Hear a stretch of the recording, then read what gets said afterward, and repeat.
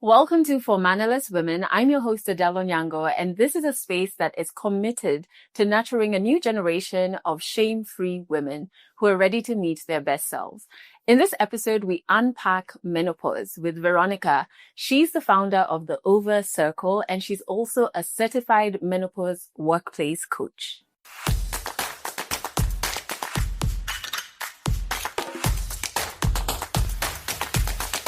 Thank you for making time to be with us here. Thanks for having me on our show. I feel like the first time we met was hair related, and now I have no hair. But like, yes, right. Because in the other hat you run as a business. Yes, in the wigs space, and it's so wonderful that then we meet with you doing something that is helping so many women. That's called reinvention, baby. Yeah. Yes, right. Yeah. And we're going to get into it a little later. Right. But I know the work you're doing now is fueled by your own personal journey. Right. When it comes to menopause and destigmatizing it and creating community for women who are going through the symptoms of menopause, right? Right. What was that personal journey to get to what you do now? All right. My journey started out quite challenging. Okay. When I was in the menopause transition. Okay. Right. I don't know if we need to define the menopause transition, because you have menopause, which is a single day. Yes. The day that marks 12 months without a period. Yeah. Most people think menopause is the whole entire phase. Menopause is just a single day. And the period leading up to menopause is perimenopause. Yeah. And that's the phase I'm in now. Okay. Right? So perimenopause is really hormonally chaotic, which is marked by many symptoms, right?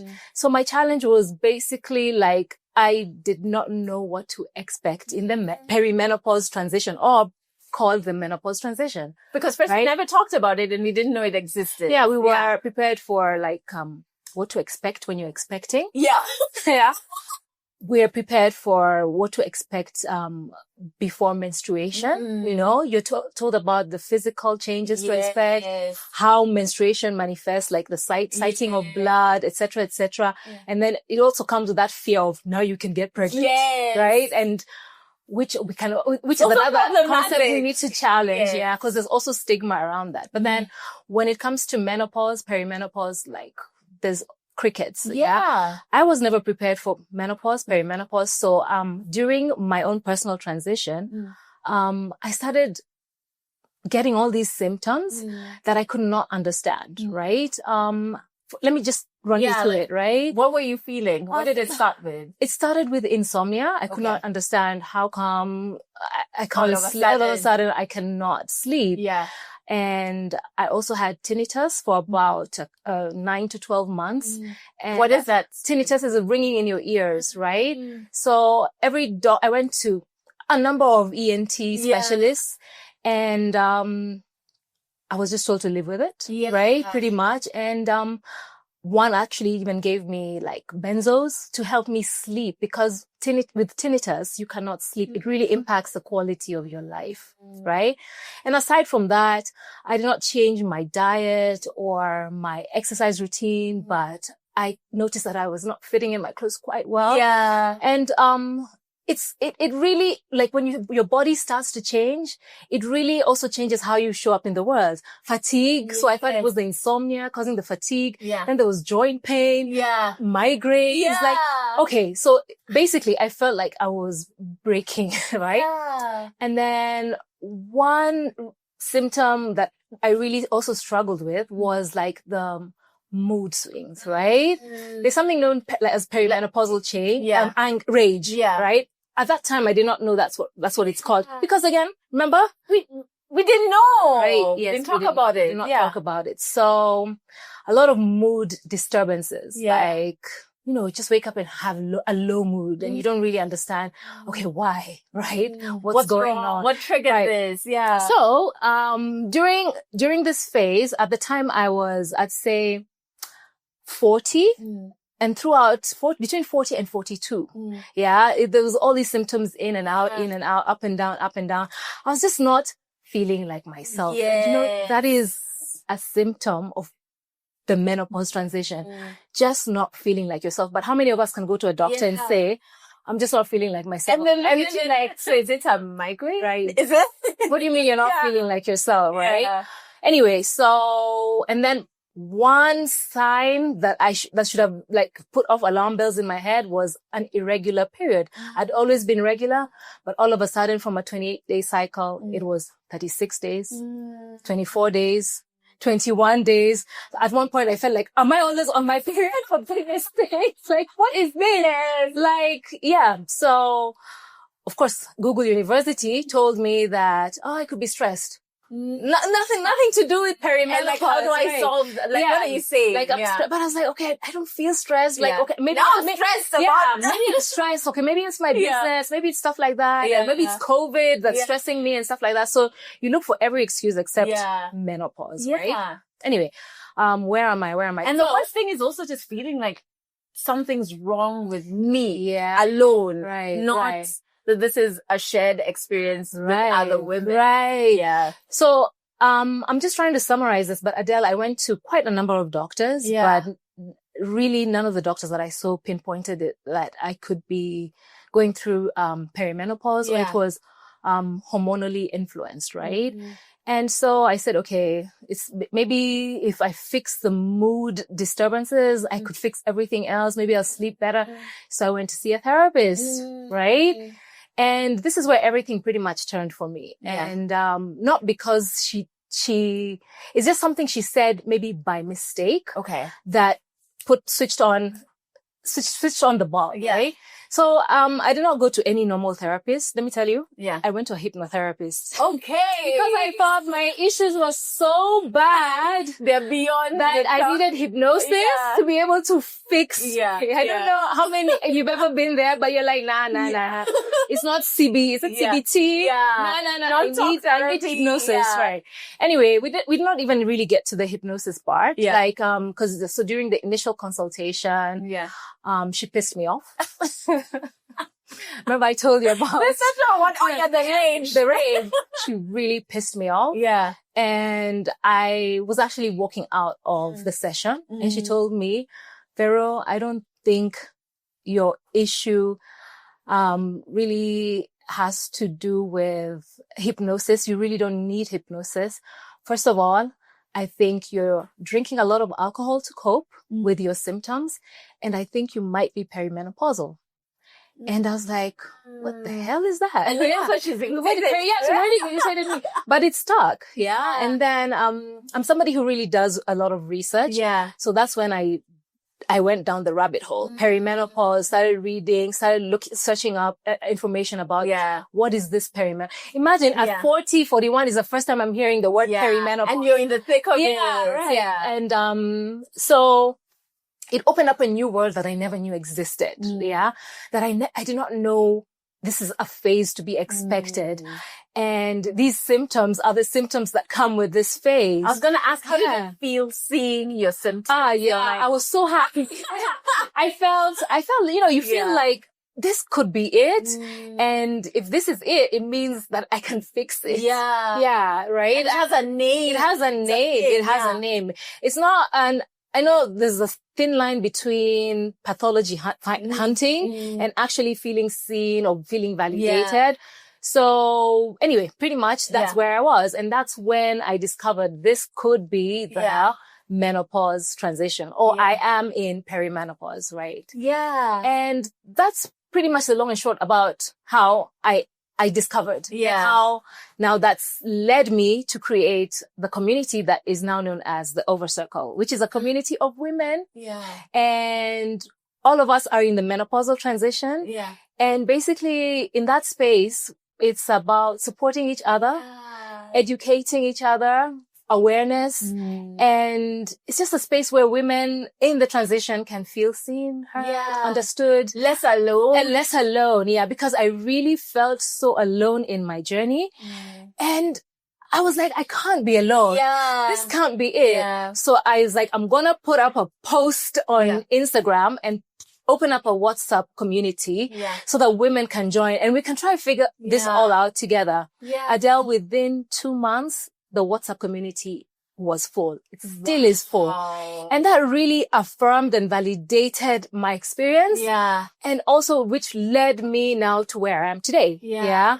I wanted to take you back. Take me back. To take me back. You're scrolling. And first you've gone to see these doctors. Yeah. Who are telling you just live with your symptoms. Or have take care, antidepressants. Yeah. Yeah. We're just treating the symptoms. This is We're normal. not figuring out what's causing them. Right. But then you do your research and you say, hey, sounds like what I'm experiencing. Do you go back to see any doctors, and how do they react if you do? Because I want us to unpack like the gaps in healthcare when it comes to women going through the transition, if they're perimenopausal or in menopause. Yeah. I feel like asking you what doctor. Yeah. I know, because yeah, but actually that is a really good question. Yeah, who would you go see? Like who okay. Yeah. Who? So no, I did not go back to see a doctor because it's about the lack of information. So that's a gap. The lack of awareness. Like just being totally unprepared. So you don't even know where to start. Yeah. Like, okay, if I'm going to see an OBGYN, am I even really equipped with the right knowledge to be able to advocate for myself when I go see a doctor? In that space. No, I think it's this. Or will I go see a doctor? These are the questions I was asking myself and be told, these are normal things. Just, your mother went through it. And, you just, familiar. Yeah. Is this, can you see? Yeah. Just power through. For the non-Swahili speakers, just power through and stuff like that. So, there's that gap. What doctor? You know what? And also like within the community, and I have come to meet some amazing doctors who really are passionate about the menopausal care space in the work I'm doing with the Ova Circle. Yeah. So even in engaging with these doctors, we have some in the community as well who can answer some of the members' questions and give them answers. And of course, not to give individual, consultative advice, but just general speak, right? And I've come to discover that in medical school, they only get maybe 3-4 hours of training on menopause. Yeah. So that therein is already a huge gap. And you know what? Every woman who lives long enough is going to experience menopause or go through the menopause transition. So why is that gap there? So it's actually made me so angry and so sad at the same time that you reach a certain phase of your life and you're forgotten. You're forgotten. Yeah. It's like you're discarded. You're no longer important once your reproductive years are over. And which is terrible because... Actually, it's pissed me off. You're like, yes, it's pissed me off. It pisses me off every single day. It's like a daily dose, like a supplement. Because it should be like, such a beautiful thing. The more life you get to see is a beautiful thing. Right? And so we should be approaching women aging or going through different phases, right, as something good. Like, how can we make sure that you're comfortable throughout? Not only when we can extract from you, be it babies or like whatever. We just want to make sure that you can still thrive even through the changes that come with womanhood. What you've said just now is one of our missions, the Ova Circle. Right? You've really packaged it pretty well. Yeah. You just want to ensure that women, have the support they need at every phase of their life. Yeah. Can we unpack, just a bit more the gaps in healthcare, right? So they spend 3 hours talking about menopause, right? In medical school. Right. What other issues do you see in terms of how doctors... You're like, I'm ready. Okay. Right. Yeah. What other issues do you see? I'm going to talk from my personal experience, right? What I say does not speak for everybody. Right? Yeah. This is my own personal experience. Which is very valid. Let me validate it. Right. Yeah. So misinformation. There's that as well. Because now the world seems to have discovered that, okay, this is a space where we can make money off women. Yeah. So there's a lot of fear mongering and misinformation when it comes to disseminating information about menopause and menopausal care, even when it comes to hormonal therapy. So there's a lot of fear mongering and, fear sells, right? Yeah. So it's let me give you one example. There's, and a lot of social media influencers, some who are even doctors, who say things that are not evidence-backed. Yeah. They're not according to the menopause guidelines. Yeah. And then if you question it, let me tell you, I have read the guidelines from cover to cover, right? Yeah. So, and if you question them, they say, what they're saying exists in data-free zones, which I feel is also a disservice to women because, I'm for research. I'm from evidence-backed because we also do not want to do a disservice to women, right? So, for example, selling fear in this, let's say, let me just give you some stuff, some things I've heard. Like, if you don't take hormonal therapy, you cannot thrive through the menopause transition. But that's not true. That's not true. Or if you don't take, if you don't replace your estrogen or estradiol, then you're going to get dementia or a cardiovascular disease. But that's not true. Yeah. I think women, we need to know that we can still thrive through menopause without, first of all, over medicalizing it. Yeah. And, second of all, we need to realize that menopause is not all about our symptoms, right? A lot of the spiel online is about symptoms. And I know that's where I started and that's where my journey started. And I accept that. But then the thing is, aside from symptoms, what else is there to menopause, right? Yeah. And it's something you talk about. I love this because, in earlier episodes, we talked to a doctor you done work with in your community, Dr. Kenya. And she lists various options and she always starts with nutrition, fitness, right? And something you are passionate about is holistic approaches to menopause. Right. What do you mean by that? Because a lot of people, when we only get sold the symptoms, we treat it as we do other conditions that have symptoms, which means medicine. So when you say holistic, what do you mean by that? When I talk about a holistic approach, first of all, I love Dr. Kenya. And that's one of the reasons that we partnered with her at Ova, right? When I talk about holistic, your menopausal symptoms don't exist in a vacuum, right? First of all, every woman will experience menopause differently. That's one thing I need to point out, And your symptoms don't exist on its own in a vacuum. It's a whole ecosystem, right? Yeah. And many factors actually attribute to how mild or severe your symptoms are. Such as your lifestyle. Such as, it could be your genetics. It could also be your state of mind, your level of stress, also your economic position, level of literacy.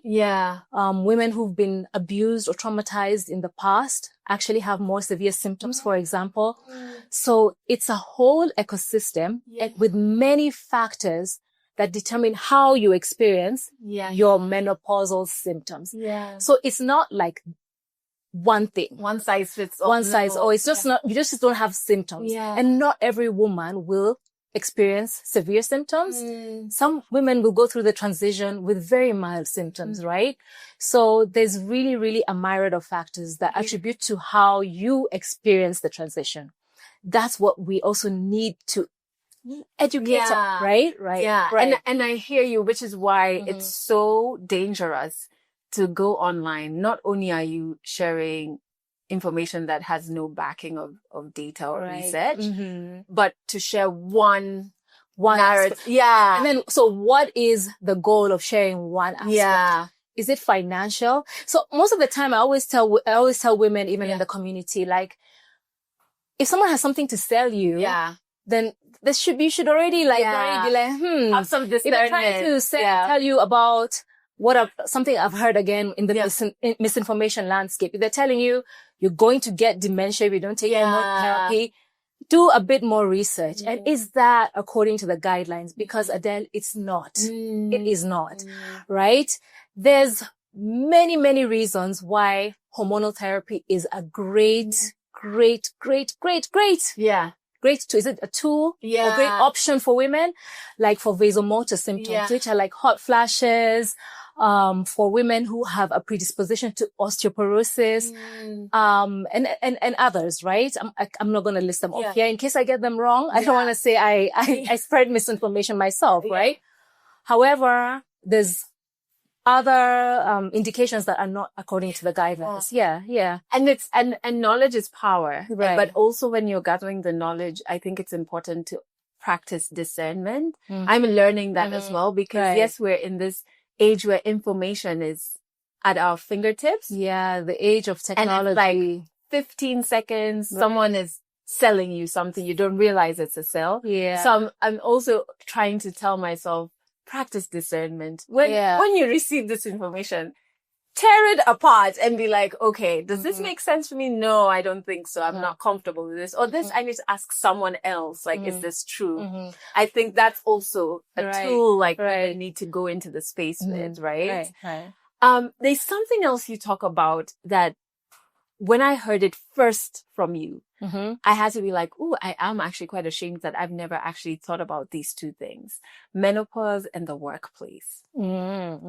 Because I think my head was so caught up in menstruation and the workplace, right? Yes, right. And like, or, if childcare in the workplace, like, right. You know, so I was just like, actually, I've never actually thought of menopause and the workplace. So these two words exist in a sentence, which is very important for you, right? Very, very important. Why? Why do you think, obviously we know, like, we should be considerate, but maybe you can break down the why a bit more. Right. Okay. So early on in my transition, so that was when I was 40, 41. Okay. I'm now 47. My experience right now in perimenopause is nothing compared to what it was when I did not have information. And right now with the information, I feel more empowered. And I am aware of what options I have in case I'm really struggling with a particular symptom. And, so it hit me back then. Now, as I started figuring out how to thrive in this phase. So I looked at lifestyle modifications. I looked at exercise. I looked at my nutrition and I looked at things that were no longer serving me. Yeah. So, stress management techniques. I'm getting to your workplace question by the way. No, I feel it. I feel like coming. So stress management techniques. Yeah. Stress is just not good. Right. It's not good for many reasons that I won't get into right now. I looked at my sleep and I listened to what the therapist said. I looked at my alcohol. And it's true. I was using that daily glass or two of wine as a way of coping with my symptoms. But you know what? That same alcohol was disrupting my sleep. It was making me a more stressed person. It was like, the sweats, the inflammation. I'd take 3 sips of wine and my face was hot. So it triggered my hot flashes. But I was like powering through. I'm coping. This is helping me. I used to think it's helping me sleep. So when it comes to lifestyle modifications, I was like, okay, some things just got to go right now. There's no value now. Because it was affecting the quality of my life. So sometimes you need to do a lifestyle audit. And really, really ask yourself the questions. Is this really helping you right now? I always say, okay, I might be living a sober life now, but if you see me drinking when I hit menopause and maybe the hormone profile is more stable, don't ask me anything. I'm not the same person. But this is not to say, I'm not judging people who choose to have any alcohol or anything. This is my personal decision and it helped me immensely. Wow. The hot flashes literally disappeared. The inflammation, the joint pain. I'm sleeping like a baby. Also, I was relying a lot on the wine and energy drinks during the day. So it was just Yeah. It was just and like also coping. they could come with more problems. You use them to soothe this, but they might be coming and creating other problems. It's being researched that during this phase, a lot of women actually end up being physiologically dependent on substances, and substance abuse actually goes up. Look at that. Because of coping. It's coping mechanisms. Yeah. Anyway, so I'm not the same person I was when I was 42, 41. With lifestyle interventions, I did my own personal audit. Yeah. I removed things that no longer serve me. Yeah. I was like, you know what? I got to take control. Yeah. And anyway, which led me to start wondering, like, women, I don't have an 8 to 5, 9 to 5. I started wondering and reflecting, like, okay, how do women who don't have this information and have to show up in the workplace, how do they cope? Every day, you've not slept, maybe for 4, 5 nights in a row. And you have to perform. You have to perform. They still have KPIs. I keep even saying, some they say they have KPIs in the workplace, and the ones who are partnered up have KPIs in the bedroom, in the kitchen. Is that allowed on this podcast? Yeah. So, and then that feeds the environment of stress as well, right? You know? So that's what I really started reflecting on. And I just felt like, wow, it really, really must be hard. And I was like, if I did not know, I can bet you that many women in this society are not aware or prepared for menopause. And they do not know what they can do within their control right now to help offset the symptoms. Or just to empower them, you know, just knowing. Remember I told you when I knew what was going on, and then when I knew what I could do, it really empowered me. Like I'm not like helpless. Like I have that choice to be able to choose and say, okay, I'm not going to drink anymore. Let me see if this works. All right. I work in a very stressful environment. How can I inculcate like stress management techniques? Like so we talk about like going for a walk, deep during the work day, right? Or something just like, or you know, like learn how to do like mindful. They don't have to be 30-minute long. Can be 5-minute mindfulness and stuff like that. So anyway, so that's when I started thinking about women in the workplace. So I started off by getting certified to coach women in the workplace. So right now I'm a CPD certified menopause workplace coach. Wow. Congratulations. Thank you. Thank you. And it's something that is really passion driven. Again, from my own personal experience. So it's just totally fueled by passion. And what I do together with my team at Ova is we reach out to corporates, reach out to HR or line managers or people who are decision makers. And we send out our proposal and say, the women in your organization need this information. You know why, Adele? In this year that we are in, 2025, 1 billion women globally are going to be in menopause. Or going through the menopause transition. Women in their 40s are really quite at the peak of their careers. And also, like, I'd say the compelling sell we have for corporates is, you know what? You want to retain your best skill. You want your team to remain productive. It really costs you more to train new skill than to retain the skill that you have. And also support the women in your organization. I'm really talking for you. It also works for them. Let's say the selfish organization. It still works for you. Exactly. You know, at the end of the day. And you know what? Of course, initially there's a lot of pushback. Corporates will not listen. I was like, no, they're going to have to listen eventually. Because, remember when we started out with like, breastfeeding rooms and now we do have some companies that actually support their women and they have breastfeeding rooms and stuff like that. Why can we not also make our organizations menopause-friendly workplaces? And it doesn't really need to take a lot.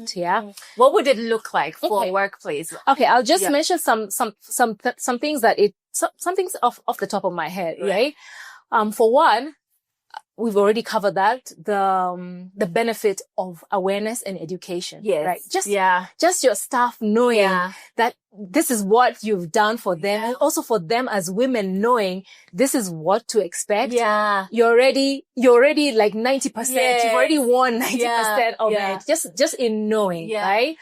And then, when we talk about menopause-friendly workplaces, it also involves talking to your managers and your HR, because even them knowing the relation between the employees and the people that manage the team. Yeah. There's it helps them with understanding and empathy. And a sensitivity, right? Exactly. Yeah. It doesn't mean that we're all about our hormones and we cannot do anything and we are being controlled by our hormones. No, I want to be very careful about that. Yeah. Because we don't want to get to a place where women are sidelined from promotions because of menopause. Yeah. Right? Yeah. That's why I'm really also careful with the over medicalization because we do not want to dig ourselves dig our own graves because we're just like, oh my goodness. No. We want to empower women with information, and we want the workplaces to support those women, right? In that space, right? So with your line managers or your HR being able to understand, if possible, you can look at hybrid or flexi hours. Yeah. Not every day. It's not every day that you feel awful, because if we've educated you about your options, you're going to start working. Yeah. So you move from a place where you're just simply surviving symptoms to a place where you're thriving. Yes. Let me tell you, it feels great when you unlock that level of thriving. And thriving can involve anything. It can involve lifestyle. It can involve medical options. It can involve all of those. But you're in control. And you need a toolkit. Yeah. And the toolkit is not like, it doesn't have to be complicated, right? Yeah. It's just about, again, awareness and knowing what your options are, right? I think so. And then also, like, even having little fans for the women or a cooler place for women who have hot flashes. Cause hot flashes, they're no joke for women who really, really struggle with them, right? So, So little tweaks here and there. And also just the feeling of feeling supported.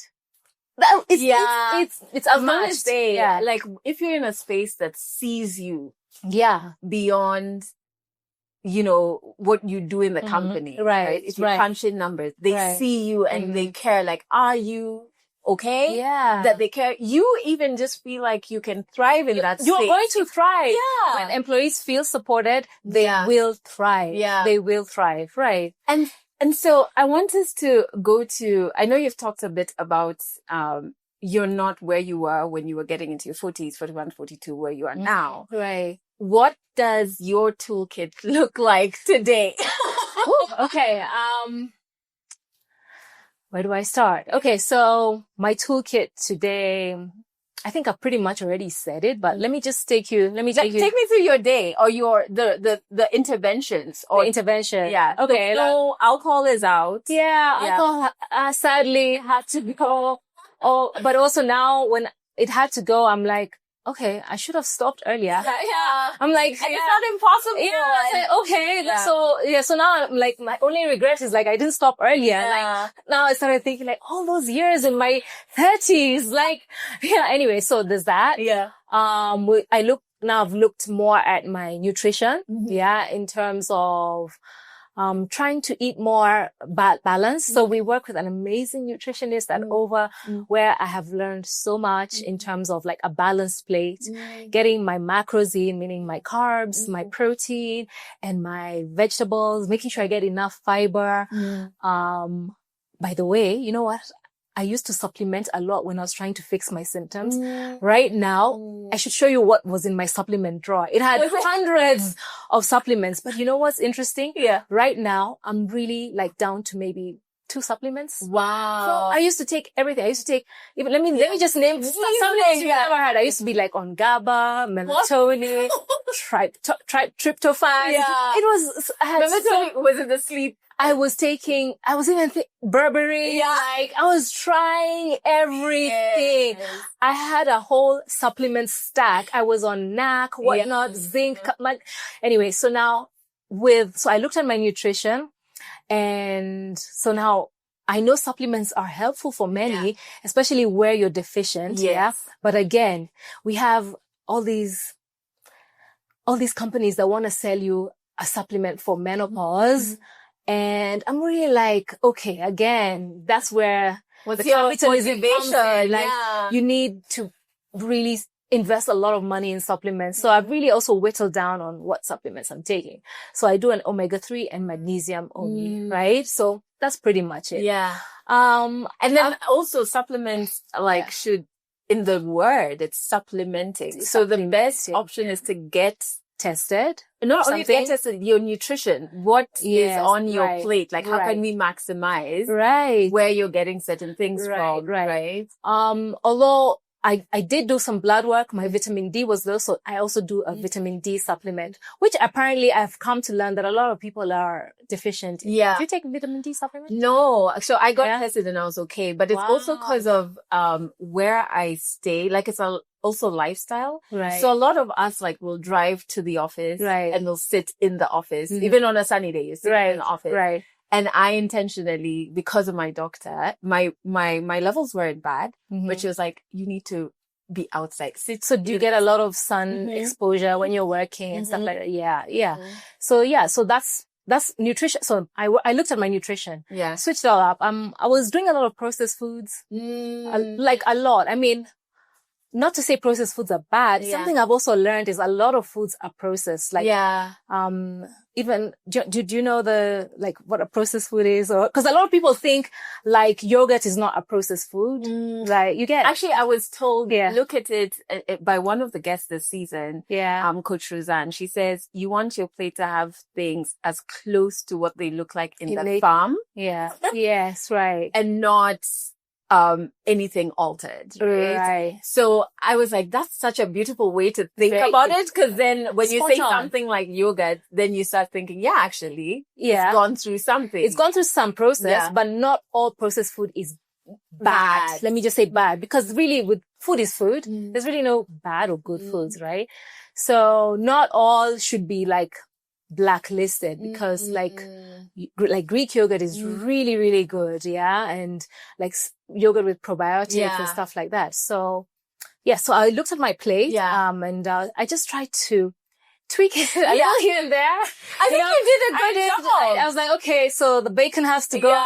Maybe not. Bacon is still on my plate. But once in a while, and it's not totally banned. Yeah. It's just trying to just to figure out how I can do better. Yeah. How my plate can look better nutritionally, right? Yeah. Just looking at food, at a plate, what it gives me nutritionally. Yeah. Fruit and veg, which is nice and stuff like that. So with nutrition, I've really learned together with the nutritionist at Ova how to do better, how to make better food choices. Not that any food choices are bad. I'm really trying to be careful here. But it's like, what do I need now? And how much of what? Yeah. Right? Yeah. Yeah. In terms of nutrition. In terms of nutrition. Yeah. Yeah. Fitness as well, because when we had our call, you were on the treadmill. And I have seen your social media. It's active. I'm active. Yes. I'd say, which is wonderful. Yeah. Fitness has been a big part of my life, and it continues to be. Yeah. What can I say? That's just it's Did it help with was it one of the things in your toolkit, to help you navigate this transition? Absolutely. I think it's number one on in my toolbox. Yeah. Fitness is really, really number one, right? Yeah. With I don't know where I'd be without my workouts. Yeah. So what I do is, strength training, cardio, at least five to 6 times a week. Yeah. Just being active. Yeah. So being active and moving. And moving. What else? Stress is stress management. Because there's a workplace and then there's business. And I know you're an entrepreneur, right? Yes, right. So what are the things you started doing to manage your stress better? I just say don't sweat the small stuff. Honestly, I have a friend who says she finds the word stress management. I don't know what word she uses. Very cliche. Okay, she always hears stress management. And she's like, what the hell is that? Like, when you're stressed, it's really, how are you stress managing? Like, like if you're stressed because of a circumstance, let's say it's a financial circumstance, the stress is there. What do you mean stress management? Like, maybe for me, I'm gonna say like, when I say don't sweat the small stuff, it can sound very dissociative, but sometimes I'm like, I don't have my coping mechanism. So sometimes I'm just like, you know what? I'm not gonna sweat it. And that works for me. Like, I'm like, you know what? It's not gonna kill me right now. It's not today. You know what has been a game changer for me, which I started earlier, and I used to listen to all these, podcasts about it. It's such a small thing that is journaling. Oh, yeah? And I had read some research that was done that said during the pandemic, obviously, globally, our stress levels were communally high, right? Yeah. We were losing jobs. We were losing their clothes, like people were dying. Right. You didn't know, do I have it? Do I not? So you're in a constant state of anxiety, right? And they said that the thing that they saw made the most impact was journaling. They were like, there were all of these other things people were doing, but journaling. Do you write? And so I started, like, I used to, but I was very like, I'd stop, like a journal one day, 10 weeks I don't. And so I started doing like every morning, like I scheduled it in. And oh my God, I don't know what the science is, but for me, I started when I was in, like your friend is saying, in the middle of stressing something. And all of a sudden I could, and the app I use prompts you, right? And all of a sudden I could see life outside of this stressful issue. Like all of a sudden it wasn't the only thing that consumed or was the definition of my life at the time. I could remember, oh, someone gave me this nice thing today, or this person made me laugh, or I felt seen by this person. And all of a sudden this thing, yes, it's stressful. Yes, it's important. But on the plate of what's going on in my life, it's just one thing. There are also these other things. Right.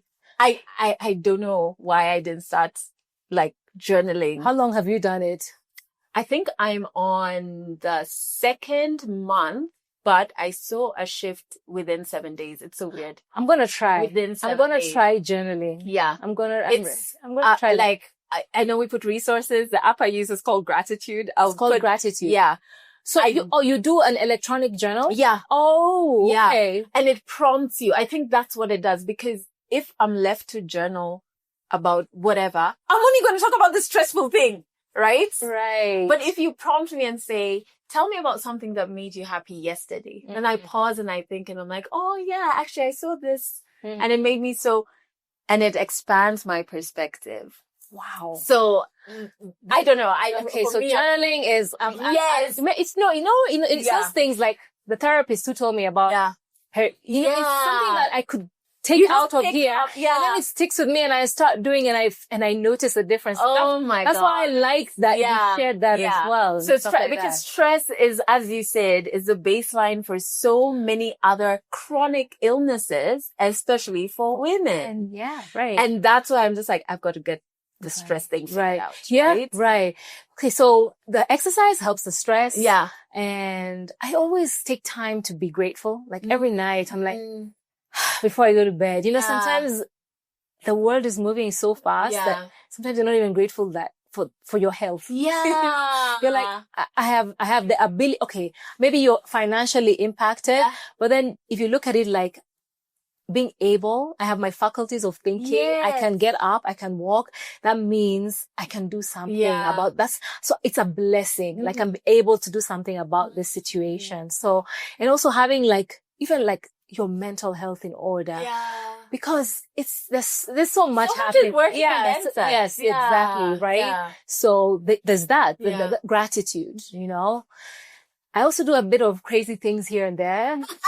Like? I love ice bathing. So I feel like, I started getting anxiety in perimenopause. And I was one of those people who never understood anxiety until perimenopause came knocking. So I would not understand being anxious. Yeah. And I was like, I was on the internet. I was like, the ice bath thing. But for me, it works maybe because it's able to slow down my breathing. Wow. And it's something I do like at least twice a week. Wow. Yeah. Because it's for me. Yes. I feel it's a game changer. Right.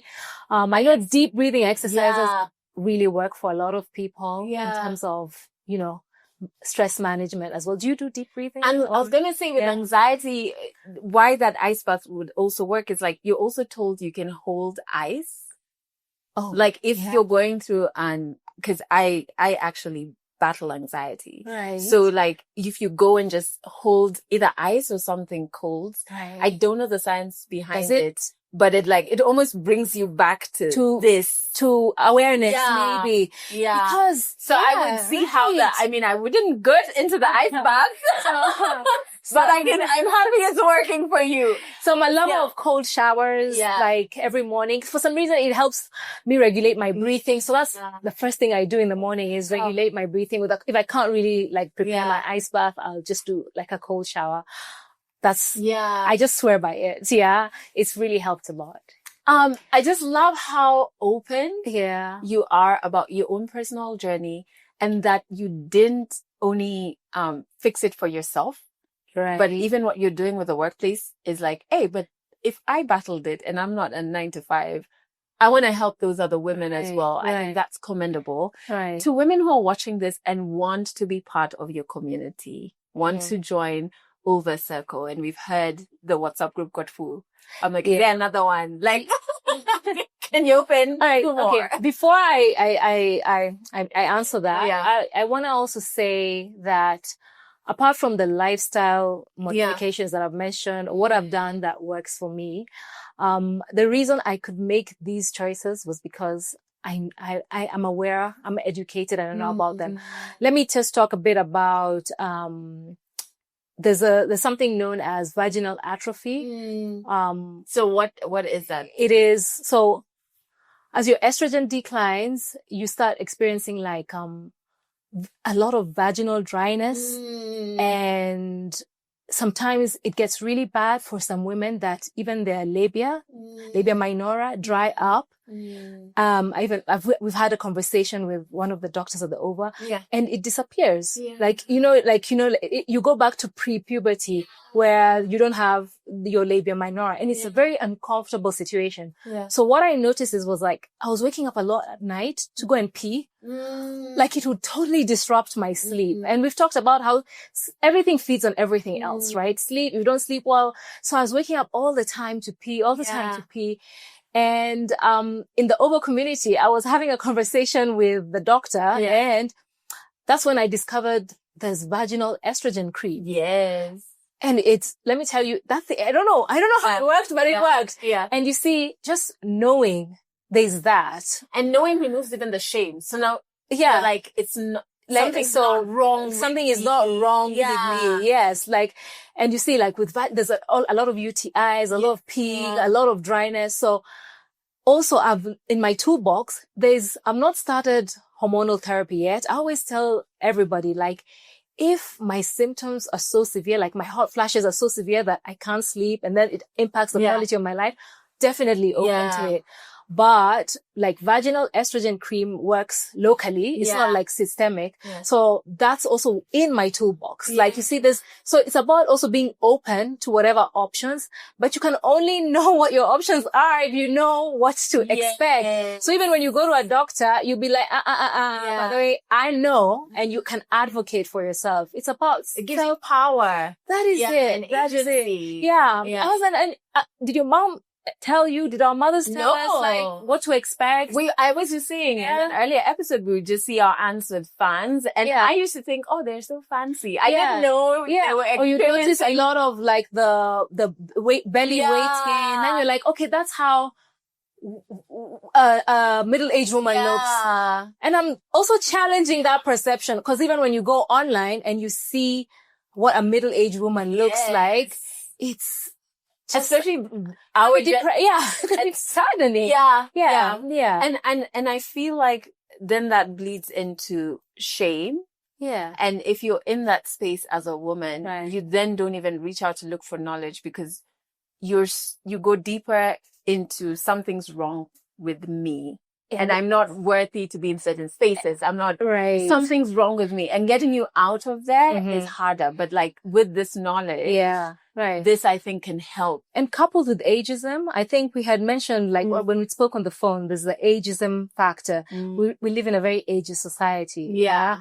You have anti-wrinkle creams. Yeah. In fact, my little rebellion is I'm never using any anti-anything cream because it pisses me off. Yeah. Yeah. Like, and you see, that's where the focus is because. And it's all digital. It's aesthetic. It's aesthetic and stuff like that. So I completely agree with you because with aging, it's like, how do we make you age aesthetically pleasing instead of how do we ensure you're thriving and you're healthy? In your health span, even if you're aging strongly. Yeah. It's such a word. You get? Yeah. Being able to do the things that you love doing. Okay. Being able to show up, which speaks to health and not how do I have wrinkles or not? Right. Like, no. Yeah. Right? So another thing I want to touch on before I talk about where to find Ova Circle is, centering the African woman's story and experience. That gap really pissed me off again and made me so sad. Like when you talk about data and research, I think it was like 1970. The last research was done. Okay, there's a recent one that's been done in Kiambu about women in the workplace and what they struggle with most and how it affects their work. Yeah, which I was happy to see. But there's such a huge gap in the African narrative around menopause. And that really, really was one of the compelling factors that I said, we need to put a community together where we can share stories because a lot of the protocols we're getting is from Western studies. Yeah. And studies that have not been done on people who look like us because for the younger generation, we want narratives and stories from someone who looks like me. I keep saying, I know Oprah for example, is talking about menopause and stuff. It's amazing, or Halle Berry. But what we need to know is, in Africa, it's a totally different experience because first of all, the treatments they talk about cost a lot. Yeah. There's accessibility to treatments here that Adele, we can talk about, okay, hormonal therapy for your symptoms, but how many women can access hormonal therapy? Let's be real. Yeah. Let's be, it would cost about 10,000 shillings a month. Yeah. Which also brings me to, lobbying and policy making because insurance companies, where's the camera? Need to step up, right? Yeah. And the people in spaces that you guys can make that decision, right? Because at 10,000, 12,000 shillings a month on hormonal treatments, how many women can afford that? Yeah. Yeah. And then when you look at supply of hormone treatments, they're not, you know what?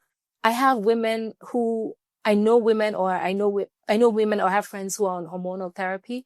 They need to buy their medicine like 7 months, 8 months in advance. And why is that gap there? Yeah. Yeah. It's right.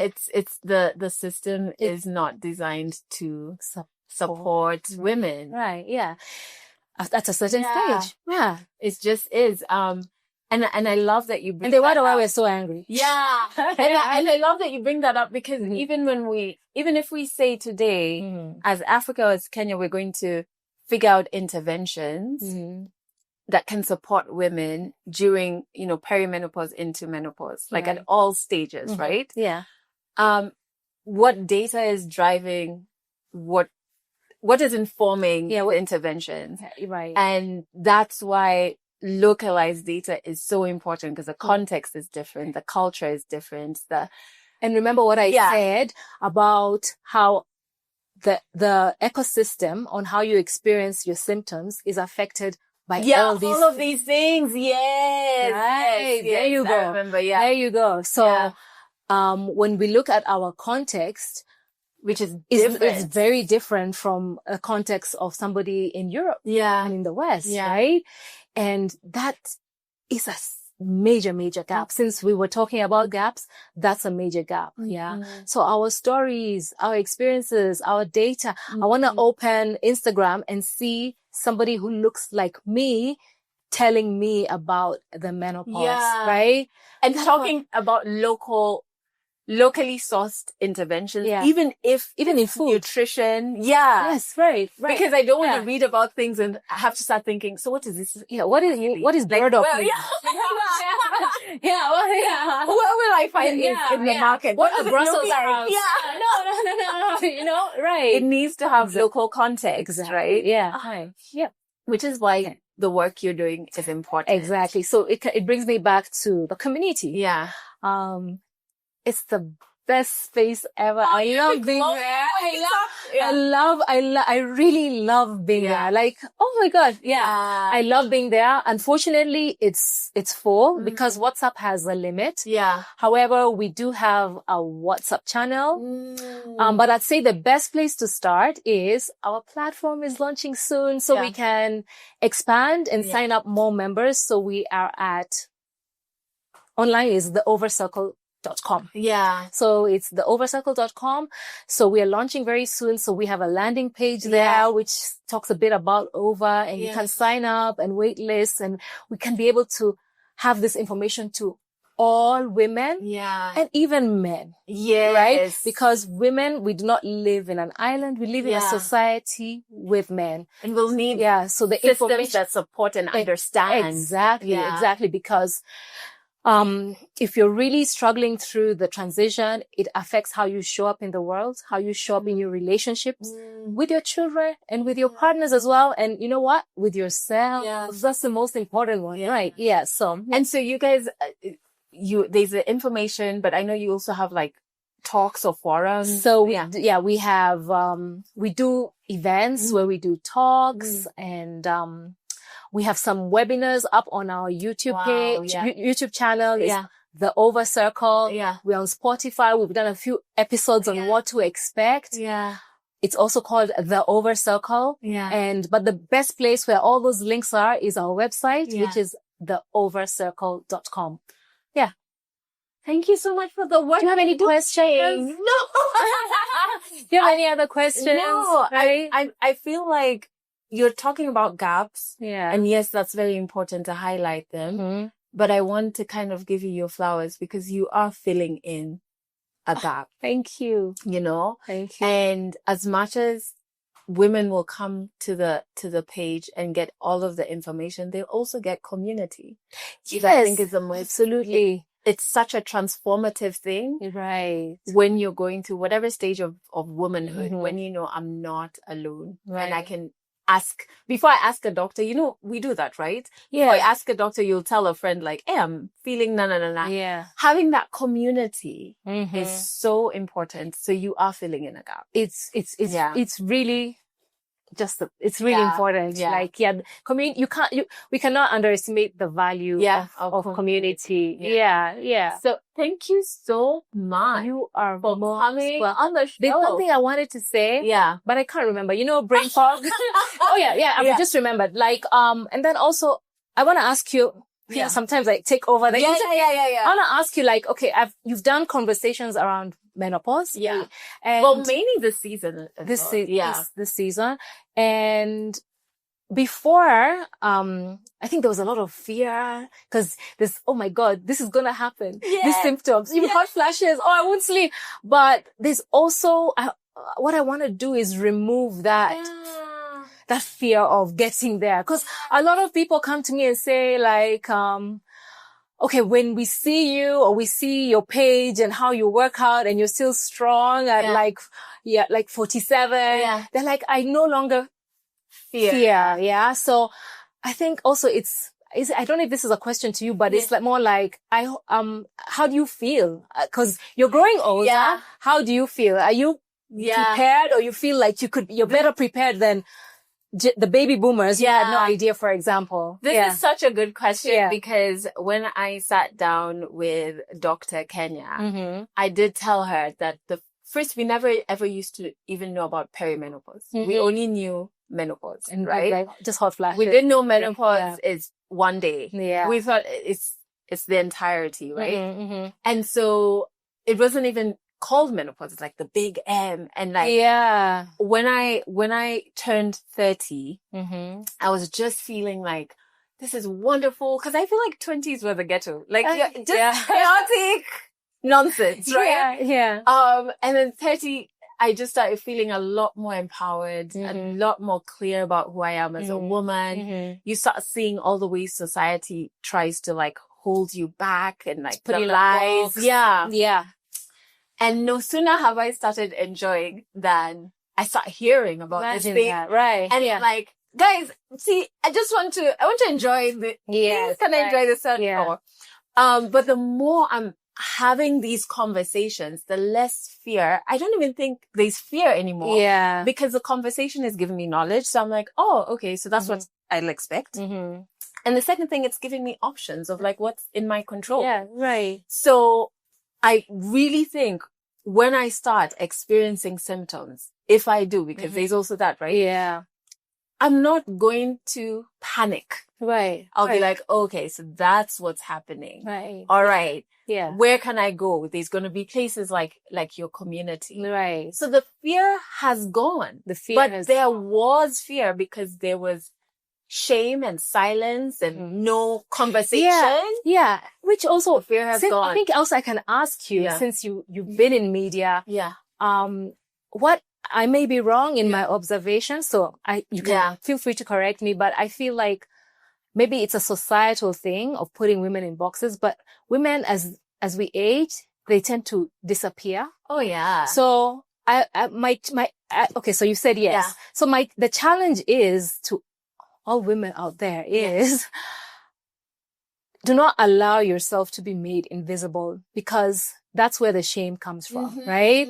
You live loud and proud in your menopause journey or whatever phase you are in, because that's what ageism does. That's what shaming a phase does. When they tell you, okay, you're no longer reproductive, then they want you to disappear and to go away and to knit cardigans in the village. But you gotta refuse to disappear. Yeah. And that's what I've noticed, because I'd say there's some who've talked about their menopause transition, but I'm like, I did not know any of this. So I was like, where was this information, So when I was needed. Yes, right. Yeah. So we need to be proud at whatever phase and stage we are. We can't just be showing like the we can, but we can show the anti-wrinkle creams and all that, but we need to show that this is a phase that we can thrive in, and you arrive at proudly. Yeah. Yeah. And that you're valuable. And you're still, you are so valuable. In fact, I think back, historically, the women who were in menopause were actually now in cultures, they're the wise ones, that they would make decisions with men. Yeah. That's how it was. We become wise. Yeah. That's where those sayings come from. Yeah. Like, I'm wiser now than I ever was in my 20s. Yeah. So, let's embrace that. Yeah. Yeah. That is such a wonderful, refuse to be hidden. Yeah. Refuse that shame, right? Absolutely. To live loudly to the very end. To the very end. Do not go silently into that. Good night, baby. Yeah. So thank you so much for coming on the show. You're such good energy and for the work that you're doing. Thank you. I hope you enjoyed this episode. And if you check the description, you will find links on how you can connect with the Ova Circle. Share it with all the women that you know could benefit from being part of that community. And if you like this episode, give it a like. Share it with all the mannerless or almost mannerless women in your life, and subscribe so that you do not miss out on the next episode. Stay mannerless. Yes.